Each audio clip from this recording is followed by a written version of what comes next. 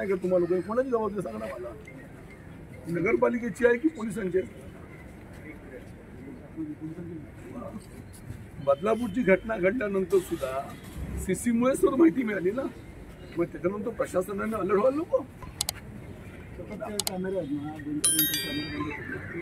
अरे पण कशामध्ये चांगल्या क्वालिटीचे कॅमेरे घेतले नसल्याचा अर्थ होतो ना.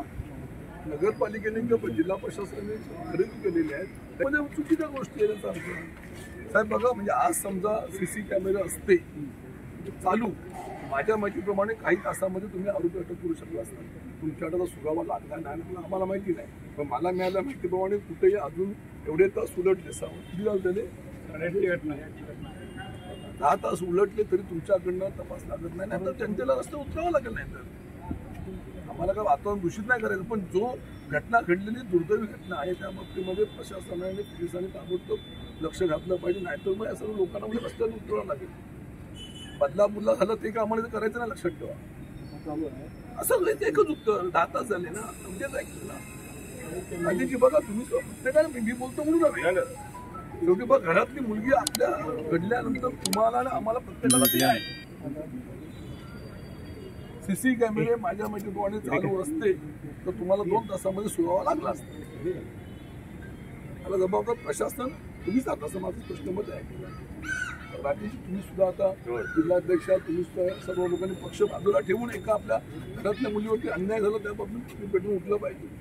अनेक लोक सकाळी 6च्या गाडी सगळे जमलेले आहेत पक्षाला काहीच नाही. माणूस की म्हणून फक्त लक्षात ठेवा. माझी उद्या मुलगी असती तर अत्याचार झालेला आहे की कोणी असो तिचा गुन्हेगार कोणी असो त्याला शिक्षाही मिळालीच पाहिजे. शिक्षा पुढचा विषय हो, पण ह्या गोष्टी पकडला पाहिजे. निर्डावणार याच्यात निर्डावलं जाणार पहिले तो भेटायला पाहिजे.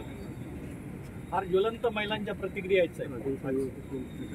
बदलापूरची घटना हो अजून शांत होती नाही तोपर्यंत इतर घटना कोल्हापूर घडली, उरणला शहरामध्ये हे घडतं हे फार.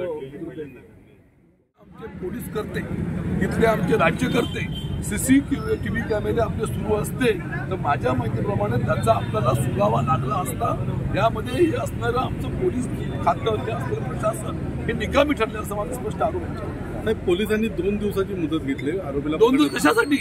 CCTV कॅमेरे तुमचे चालू असते तर काही तासामध्ये आरोपी पकडू शकले असते असं माझं मत या ठिकाणी आहे.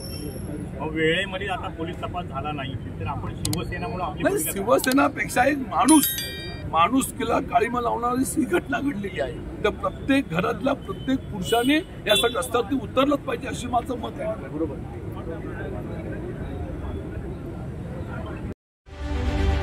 रत्नागिरी 24 न्यूज चॅनलला आताच सबस्क्राईब करा आणि शेअर करायला विसरू नका.